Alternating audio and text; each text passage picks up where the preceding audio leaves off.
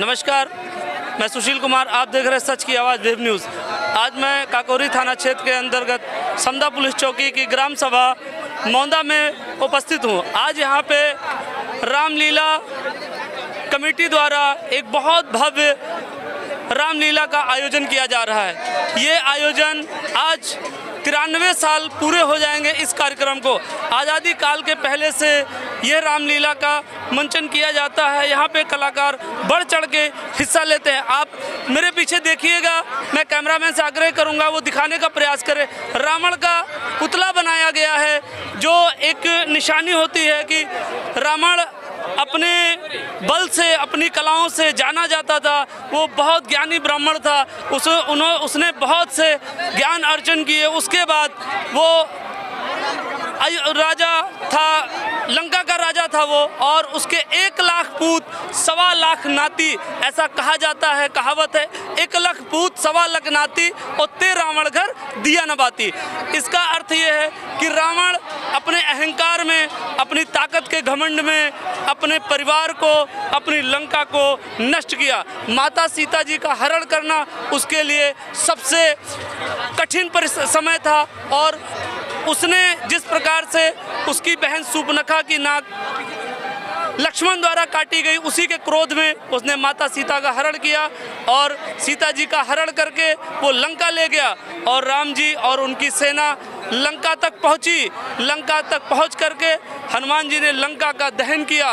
रावण के अनेकों सैनिकों को मार दिया, क्योंकि वो बुराई के मार्ग पर था। उसका भगवान ने भी साथ नहीं दिया, क्योंकि बुराई हमेशा बुराई होती है।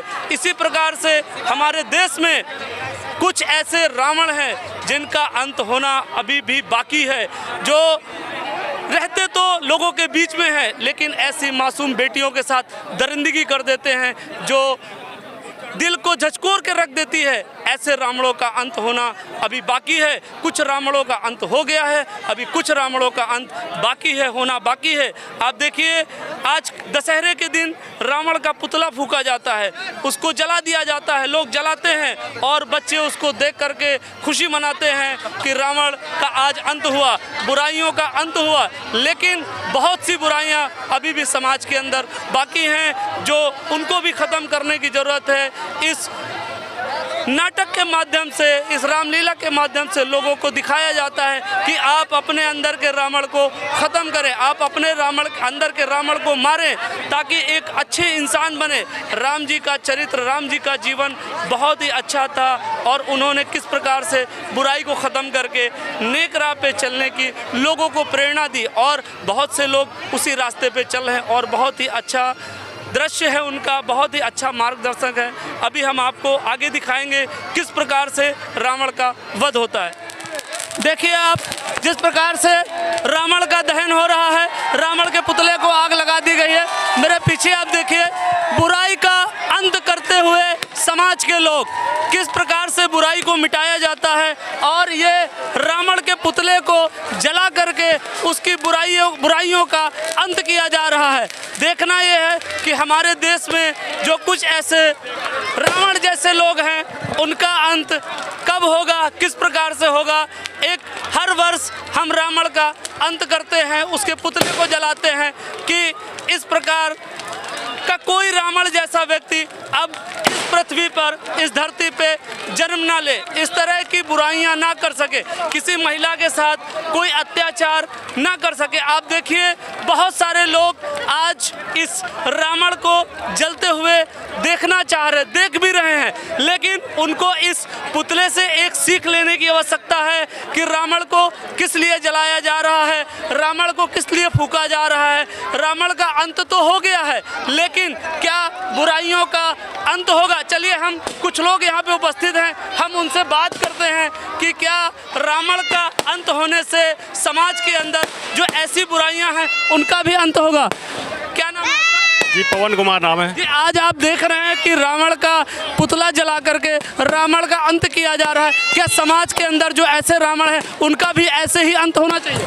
जी बिल्कुल, जो रावण है वो नकारात्मकता का जो है प्रतीक माना जाता है।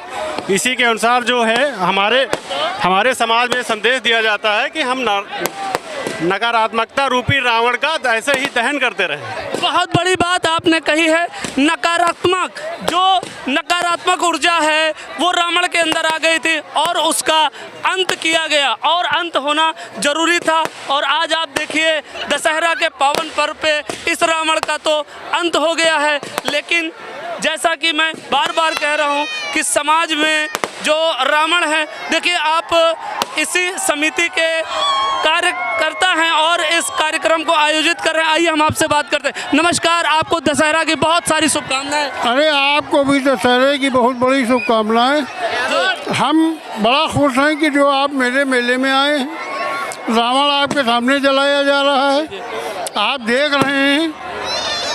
और आप केवल इतना ये देखिए कि कितनी पब्लिक यहाँ पर आई हुई है। आप इस पब्लिक को क्या संदेश देना चाहते हैं इस पर्व के माध्यम से? इस देश को, दुनिया को क्या संदेश देना चाहते हैं? हम आज के देखिए, आज दो पर्व हैं जी। एक गांधी जी का है, जी है जी, और दूसरा रावण का है जी। ये गांधी जी का और रावण का ये बराबर का मेला है, जी जी जी, कार्यक्रम है और चल रहा है।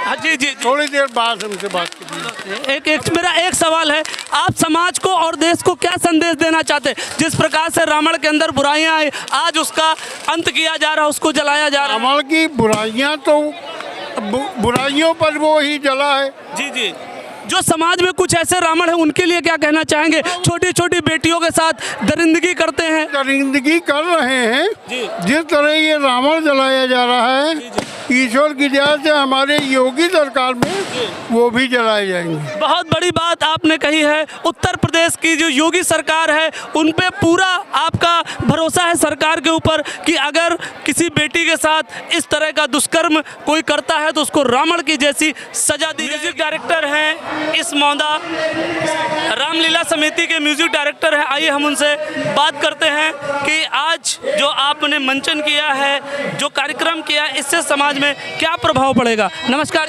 नमस्कार, सबसे पहले आपको नमस्कार भैया। मेरा नाम शुभम साहू है और म्यूजिक डायरेक्टर हूँ। तो सबसे पहले मैं बताना चाहूँगा कि मैं आज से नहीं, बहुत पहले से जुड़ा हूँ, बचपन से जुड़ा हूँ और जुड़ा रहूँगा। और भगवान श्री रामचंद्र जो थे बहुत ही महान व्यक्ति थे। तो इससे आज की जो लीला हुई, बहुत सारी पब्लिक आई और उसे सोचना चाहिए, उससे कुछ सीख लेनी चाहिए।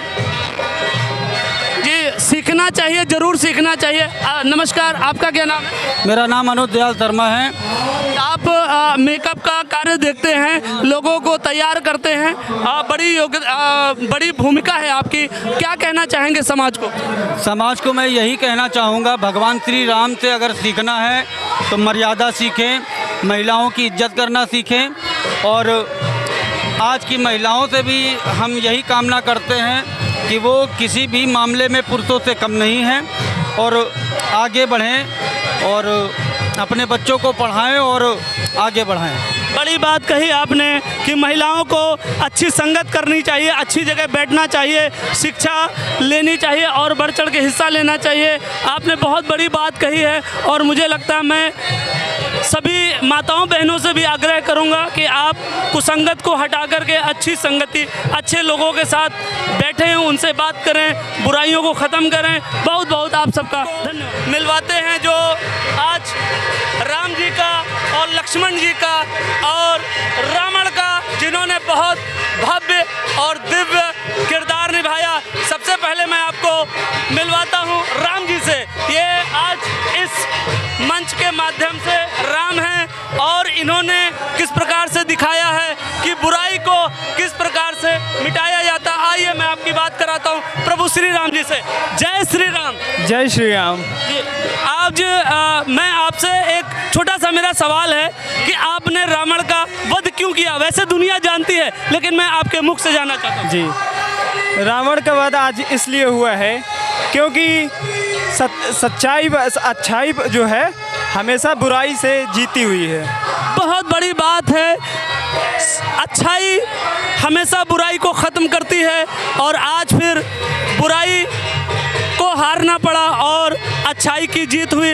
आपके आदर्श और आपके हमेशा साथ कदम में कदम मिला करके आपके हर पल एक परछाई की तरह आपके साथ आपके छोटे भाई, मैं उनसे आपकी बात कराता हूँ। ये राम जी के छोटे भाई, आप जानते हैं कि आदर्श का कितना बड़ा प्रतीक है। जी क्या नाम है आपका? मेरा नाम विवेक साहू है। जी आज कैसा आप महसूस कर रहे हैं? बहुत ही अच्छा हो रहा है मेघनाथ का वध करके, जैसे भैया ने मेरे रावण का वध किया, मैंने मेघनाथ का वध किया, बहुत अच्छा लग रहा है। लक्ष्मण जी, आपके बारे में कहा जाता है कि राम से ज़्यादा क्रोध आपके अंदर है, तो क्या वास्तव में आपके अंदर उतना क्रोध है? जी हाँ, मैंने पूरी कोशिश की है उतना क्रोध दिखाने का, लेकिन देखिए आपने देखा कि बुराई पर अच्छाई की जीत हो ही गई। जी, फिर आपका भी कहना है बुराई पे अच्छाई की जीत, और ये होनी भी चाहिए क्योंकि बुराइयों को ख़त्म करना चाहिए। आइए अब मैं आपको मिलवाता हूँ जो इस किरदार के रावण हैं। बहुत ही अच्छा किरदार इन्होंने निभाया है रावण का, और मैं आपको मिलवाता हूँ। जी नमस्कार रावण जी। नमस्कार, जय श्री राम। जय श्री राम जी। आप क्या संदेश देना चाहते हैं देश और दुनिया के लोगों को? मेरा सिर्फ एक ही देश और दुनिया को संदेश है। रावण ने एक सीता का हरण किया तो उसकी सोने की लंका, उसका कुल परिवार नाश हो गया। आज के समय में हम सभी स्त्रियों का सम्मान करें और नारी शिक्षा को बढ़ाएं, उन्हें सशक्त करें और देश को आगे की उन्नति की ओर ले जाएं। एक बड़ा सवाल है आपसे कि आपके पुतले को तो फूंक दिया जाता है, जला दिया जाता है, लेकिन समाज में बहुत से ऐसे रावण हैं जो छोटी छोटी बच्चियों के साथ दुष्कर्म करते हैं। उनके साथ क्या यही करना चाहिए? ये करना तो शायद कानून के लिए न्याय संगत नहीं होगा, लेकिन इस पे कानून और संसद को कुछ कठोर ऐसे नियम बनाए जाने चाहिए कि उनको जल्द से जल्द उनकी सजा सुनाई जाए और उन पे तत्काल कार्रवाई की जाए। जैसा कि रामायण में दर्शाया गया है कि राम राज्य में आपने माता सीता का हरण किया और हरण के बदले में आपके कुल को, आपके राजपाट को, सबको नष्ट कर दिया गया। तो बहुत से ऐसे रावण आज भी हमारे देश में हैं जो बहुत सारी सीताओं का हरण करते हैं। क्या उनके साथ कैसी और किस प्रकार की सजा उनके लिए कानून प्रावधान करे? कानून उनके लिए सख्त से सख्त सजा का प्रावधान करे और जिन महिलाओं या बच्चियों के साथ दुर्व्यवहार किया जाता है, कुकर्म किया जाता है, उनके लिए कोई ऐसा प्रावधान बनाए कि 6 महीने के अंदर बलात्कारी को तत्काल फांसी दी जाए। बड़ी बात कही है आपने कि उनको ऐसी सजा दी जाए, 6 महीने में ऐसा लॉ बनाया जाए कि उसकी जांच हो करके बेटियों के साथ दुष्कर्म करने वालों को फांसी की सजा दी जाए, ऐसा आज के रावण का कहना है। और ये मौदा रामलीला समिति ने बहुत अच्छे से दर्शाया कि बुराई को किस प्रकार से ख़त्म किया जाता है। मैं देशवासियों से अपेक्षा करता हूँ, यही उम्मीद करता हूँ कि आपको इन मंच के माध्यम से सीखना चाहिए और आपके समाज में, आपके देश में जहाँ भी इस प्रकार के रावण हैं उनको आपको दिखाना चाहिए, उनको मोटिवेट करना चाहिए कि आपको इस तरह की हरकत नहीं करनी है। कैमरामैन राहुल के साथ मैं सुशील कुमार, सच की आवाज़, वेब न्यूज़।